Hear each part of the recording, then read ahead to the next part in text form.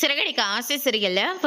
Today எபிசோட்ல drivers எல்லாருமே வந்துடுறாங்க. அவங்க வந்த உடனே முதலாளியை பார்க்கணுன்னு சொன்ன உடனே விஜயா இருந்துட்டு மனோஜை தான் கூப்பிடுறாங்க அப்படின்னு சொல்லிட்டு மனோஜை போயிட்டு கூப்பிடுறாங்க. இவங்க எல்லாரும் உன்னை பார்க்கணுமாண்டா அப்படின்ற மாதிரி சொல்லிடுறாங்க. நீங்கள் கேட்ட முதலாளி இவன் தாங்க அப்படின்ற மாதிரி சொல்லிடுறாங்க. அதுக்கடுத்துதான் நாங்கள் ஒன்று இவரை சொல்லலை, முத்து முதலாளியை தான் சொன்னோம் அப்படின்ற மாதிரி சொல்லிடுறாங்க. இதை கேட்ட அண்ணாமலைக்கு ரொம்பவே சந்தோஷமா இருக்கு. உடனடியாக போயிட்டு முத்துவை வந்து கூப்பிடுறாங்க. உன்னை பார்க்கறதுக்காக ஆட்கள் வந்திருக்காங்க அப்படின்ற மாதிரி சொல்லிடுறாங்க. அடடே வாங்கன்னு வந்து உட்காருங்க, வாங்க உட்காரதெல்லாம் இருக்கட்டும் சார், முதலாளி ஒரு நிமிஷம் நில்லுங்க அப்படின்னு சொல்லிட்டு மாலை மரியாதைலாம் பண்ணிட்டு இருக்காங்க. அதுக்கு அடுத்ததா 2 மாசமா வேலை இல்லாமல் இருந்தோம். நீங்கள் 5 காரை ரெடி பண்ணதில் இன்னைக்கு அதை ஓட்டிக்கிட்டு ரொம்பவே சந்தோஷமா இருக்கோம். இங்கே பாருங்க முதலாளி, இதில் நல்லதா வருமானம் வந்திருக்கு. நாங்கள் ஆளுக்கு 1,00,000 சம்பாதிச்சிருக்கோம். எங்கள் சம்பளத்தை எடுத்துட்டு மீதி பணத்தை உங்ககிட்ட நாங்கள் கொடுக்குறோம் அப்படின்னு சொல்லிட்டு பணத்தை வந்து கொடுக்குறாங்க. இதை அட்வான்ஸை நீங்கள் வச்சுக்கோங்க, உங்களுக்கு நான் அட்வான்ஸ் கொடுக்குறேன் அப்படின்ற மாதிரி சொல்லிடுறாங்க. போனஸ் மாதிரி தான் அப்படின்ற மாதிரி சொல்லிடுறாங்க. திருப்பி நீங்கள் எனக்கு தர தேவையில்லை, இது போனஸ். வார வாரம் இந்த மாதிரி எனக்கு கார் ஓட்டி கொடுத்தீங்கன்னா உங்களுக்கு போனஸ் வார வாரம் நான் கொடுத்துக்கிட்டே இருப்பேன் அப்படின்ற மாதிரி சொல்லிடுறாங்க. ரவி இருந்துட்டு வருஷத்துக்கு 1 தடவை 2 தடவை போனஸ் கொடுத்தாவே பெரிய விஷயம். ஆனால் நீ வாரம் வாரம் போனஸ் கொடுக்கறதா சொல்லிட்டு இருக்க, இதுதானே ரொம்ப பெரிய விஷயம் அப்படின்ற மாதிரி சொல்லிடுறாங்க. இவங்களால தான் நம்ம வாழ்ந்துட்டுருக்கோம், நம்மளால இவங்களும் வாழ்ந்துட்டுருக்காங்க. ஆனால் நம்மளை இவ்வளோ தூரம் உயர்த்துறவங்களே இவங்க மட்டும்தான். இவங்கள நம்ம அப்படியே விட்டுறக்கூடாதுல்ல. இவங்களுக்கு என்ன தேவையோ அதை நம்ம செய்யணும் இல்லையா? அதனால தான் இவங்களுக்கு நான் பணத்தை கொடுக்குறேன் அப்படின்ற மாதிரி நம்ம முத்து வந்து சொல்லிக்கிட்டு இருக்காங்க. அதுக்கடுத்து தான் வந்து பார்த்தீங்கன்னா முதலாளி இதில் 1,00,000 இருக்குது அப்படின்ற மாதிரி சொல்லி கொடுக்குறாங்க. அதுக்கடுத்து தான் நானும் உங்களால் ஒருத்தர் மட்டும்தான், ஏன்னா முதலாளின்னு சொல்லி அந்நியமாக்காதீங்க. இப்படி சொல்கிறதுல எங்களுக்கு ரொம்ப பெருமையாக இருக்குது. உங்களை மாதிரி ஒரு முதலாளி கிடைச்சதுக்கு நாங்கள் எந்த ஜென்மத்தில் என்ன புண்ணியம் பண்ணங்களோ தெரியல அப்படின்ற மாதிரிலாம் சொல்லிக்கிட்டு இருக்காங்க. சரிங்க முதலாளி, இதே மாதிரி இதை விட மேலே கார் ஓட்டி சீக்கிரமாக உங்கள் கடத்தை எல்லாத்தையும் நம்ம அடைச்சிடலாம் அப்படின்ற மாதிரி சொல்லிடுறாங்க. தான் வாழ்ந்தா போதாது அப்படின்னு சொல்லிட்டு நினச்சிக்கிட்டு முதலாளியோட கஷ்டத்தையும் நீங்கள் புரிஞ்சுக்கிறீங்களே, இது ரொம்ப பெரிய விஷயம்ப்பா. உங்களை மாதிரி ஒரு ஆளுங்க கிடைச்சதுக்கு என் பிள்ளை கொடுத்து வச்சிருக்கணும். நீங்கள் இப்படி ஒரு பிள்ளைய பற்றத்துக்கு நீங்கள் தான் சார் கொடுத்து வச்சிருக்கணும் அப்படின்னு சொல்லிட்டு அண்ணாமலையும் ஒரு பக்கம் பாராட்டிட்டு இருக்காங்க. சரிங்க முதலாளி, நாங்கள் கிளம்புறோம் அப்படின்னு சொல்லிட்டு அங்கேருந்து கிளம்பி போகிறோங்க. அதுக்கடுத்துதான் பார்த்தியா விஜயா, என் பிள்ளைய பற்றதுக்காக நான் எவ்வளோ பெருமைப்படுறேன்னு அப்படின்ற மாதிரி அண்ணாமலை ஒரு பக்கம் சொல்லிக்கிட்டு இருக்காங்க. அதுக்கு அடுத்ததாக வந்து பார்த்தீங்கன்னா ரொம்ப பெருமைப்படாதீங்க, என் பிள்ளையும் ஒரு நாளைக்கு சாதிச்சு வந்து காட்டுவான். அவன் இந்த வீட்டுக்கான கடன் வாங்கி ஓடனவன், என்னோட மொத்த உழைப்பையும் தூக்கிட்டு ஓடனவன். அவன் என்னத்தை சம்பாதிச்சு இந்த மாதிரி கையில் 1 ரூபாயாவது கொடுத்துருப்பானா? கிடையாது.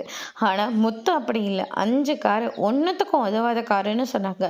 அந்த காரை ரெடி பண்ணி இந்த வீட்டையும் மீட்டு கொடுத்து தப்பற 5 பேருக்கு வேலையும் போட்டு கொடுத்து அதிலிருந்து வருமானத்தையும் எடுத்துகிட்டு வந்துட்டுருக்கான் அப்படின்ற மாதிரி சொல்லிடுறாங்க. அதுக்கடுத்ததான் எல்லாருமே முத்துவை பற்றி ரொம்பவே பெருமையாக வந்து பேசிகிட்டு இருக்காங்க. நீ குடிச்சிட்டு வருவேன்னு சொல்லிட்டு உன்னை எத்தனை பேர் என்னென்ன பேசியிருப்பாங்க. ஆனால் இன்னைக்கு 4 பேர் பொழைச்சா உன்ன மாதிரி தான் பொழைக்கணும்னு சொல்லிட்டு உன்னை சுற்றியே வந்துக்கிட்டு இருக்காங்கடா அப்படின்னு சொல்லிட்டு இதுக்கு எல்லாத்துக்கும் காரணம் மீனா நீ வந்ததுக்கு அப்புறமா தான். ஆமாண்டா, நீ சொல்கிறது எல்லாமே உண்மைதான். மீனா வந்ததுக்கு அப்புறமா தான் எனக்கு இந்த கௌரவம் எல்லாமே. நான் இந்த அளவுக்கு வளர்ந்து வந்துட்டுருக்கேன்னா அதுக்கு காரணமும் மீனா மட்டும்தான்.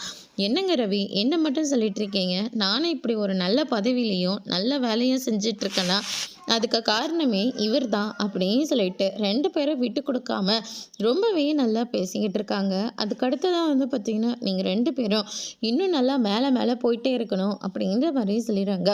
அதுக்கடுத்ததான் எல்லாரும் அவங்கவுங்க வேலையை பார்க்குற போது நம்ம மனோஜ் பாய் சும்மா இருக்கமா, என்னம்மா இவன் ரொம்ப தான் போயிட்டுருக்கான், வாரம் போனஸ் கொடுக்கறதா சொல்லிக்கிட்டு இருக்கான், இப்படியெல்லாம் கொடுத்தா அவன் எப்படிம்மா எல்லா கடத்தையும் கட்டி அழிக்குவா அப்படின்ற மாதிரி சொல்லிடுறாங்க. நீயும் தாண்டா இத்தனை நாளாக பிஸ்னஸ் பண்ணிகிட்ருக்க, உன்னால் ஏதாவது பண்ண முடிஞ்சுதா? எதுவுமே பண்ண முடியல. ஆனால் இப்போ இவனை பாரு எப்படி எந்த அளவுக்கு உயர்ந்துட்டு வந்துட்டுருக்கான்னு. உன்னை எந்த அளவுக்கு நான் படிக்க வச்சேன், நீ என்ன தான் பண்ணிக்கிட்டு இருக்க அப்படின்ற மாதிரி சொல்கிறாங்க. சந்தோஷ் ஓடி வந்து டீலருக்கு கொடுக்க வேண்டிய பணத்தை கொடுக்காம புதுசாக எதையும் ப்ராடக்ட் கொடுக்க முடியாதுன்னு அவர் சொல்லிட்டாரு. என்ன பண்ணுறதுன்னு எனக்கு தெரியல அப்படின்ற மாதிரி சொல்லிடுறாங்க. பிஸ்னஸ் வேறு ஏற்கனவே லாஸில் போயிட்டுருக்கு அப்படின்ற மாதிரி சொல்லிட்டு இருக்காங்க. விஜய் இருந்துட்டு நான் உன்னை எந்த அளவுக்கு படிக்க வச்சுருக்கேன், ஆனால் நீ என்னடனாக்க எல்லாத்தையும் லாஸில் போகுதுன்னு சொல்லிட்டு இருக்க. முத்துவை அவங்க பாட்டி வளர்த்தாங்க, கார் ஓட்டிக்கிட்டே பாரு லட்சமாக சம்பாதிச்சிட்டு இருக்கான். ஆனால் நீ என்னடனா இப்படி இருக்க அப்படின்னு சொல்லிட்டு திட்டிகிட்டு இருக்காங்க. எனக்கு தெரிஞ்ச ஒரு ஜோசியர்காரர் இருக்காங்க, அவங்க கிட்ட நான் அப்பாயின்மெண்ட் வாங்கிறேன். அவரை போய் பார்த்து அவர் சொல்கிறதெல்லாம் நம்ம செஞ்சு முடித்தா நமக்கு இருக்கிற எல்லா கஷ்டமும் தீந்து ஓடி போயிடும் அப்படின்ற மாதிரியும் சொல்லிடுறாங்க. நேரம் சரியில்லை, நீ பார்த்து தான் ஆகணும் அப்படின்னு சொல்லிட்டு ஜோசியர்கிட்ட போகலான்னு முடிவு எடுக்கிறாங்க. அதுக்கு அடுத்ததாக மனோஜ் ஷோரூமுக்கு வந்துடுறாங்க. வந்த உடனே பார்த்தீங்கன்னா ரோகிணிக்கு பணம் கொடுக்கணும்ல, பணத்தை கொடுத்துட்டு வந்துடுங்க. ஏற்கனவே போன தாட்டி வந்தபோது உன்னை தான் வர சொன்னாங்க, நீ போகாதனால சரி வேறு வழி இல்லைன்னு சொல்லிட்டு பணத்தை அங்கேயே வச்சுட்டு வந்துட்டேன்.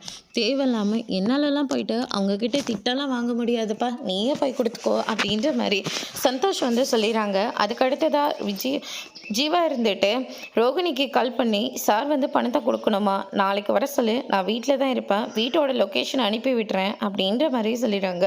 மனோஜ்கிட்டேயும் சொல்கிறாங்க, நான் போனால் அம்மாவுக்கு தேவையில்லாமல் பிரச்சனை வருமேன்னு சொல்லிட்டு தான் அமைதியாக இருக்கேன். ஆனால் இந்த ரோகிணி நடனா பாவான்னு சொல்லி டார்ச்சல் பண்ணிகிட்டு இருக்கா அப்படின்ற மாதிரி ஒரு பக்கம் நினச்சிட்டு இருக்காங்க. அதுக்கு அடுத்ததான் இந்த சைடு வந்து பார்த்திங்கன்னா விஜய் இருந்துட்டு நம்ம பார்வதியோட சேனல் எல்லாத்தையும் பார்த்துட்ருக்காங்க. அதுக்கு அடுத்ததாக வச்சு பார்த்திங்கன்னா அதுக்காக வச்சு ஒரு கணக்கையும் போட்டுட்ருக்காங்க.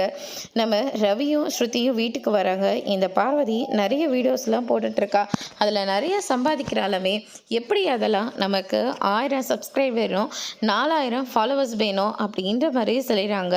அதெல்லாம் பண்ணாக்க கண்டிப்பாக இன்கம் எல்லாம் தன்னால் வந்துக்கிட்டே இருக்கும், நிறையா நம்மளுக்கு வெளியில் கிடைக்கும் அப்படின்ற மாதிரி சொல்லிடுறாங்க. அதுக்கு அடுத்ததான் அது எல்லாத்தையும் நான் சொல்லிக் கொடுக்குறேன் ஆண்டி, நீங்கள் அதில் எனக்கு கமிஷனும் கொடுக்கணும் அப்படின்ற மாதிரி சொல்லிடுறாங்க. அதெல்லாம் கொடுத்துக்கலாம் அப்படின்ற மாதிரி விஜய் வந்து எனக்கு சொல்லிக் கொடு அப்படின்னு சொல்லிட்டு கேட்டுக்கிட்டு இருக்காங்க. அதுக்கு அடுத்ததாக மீனா இருந்துட்டு பூ கட்டிக்கிட்டு இருக்காங்க. முத்து வந்த உடனே கட்டலில் உட்காந்து பூ கட்ட வேண்டியது தானே, அங்கே எப்படிங்க கட்ட முடியும், ஆமாம் அங்கே நான் மட்டும்தானே உன்னை கட்ட முடியும் அப்படின்ற மாதிரி சொல்லி கிண்டல் பண்ணிகிட்டு இருக்காங்க.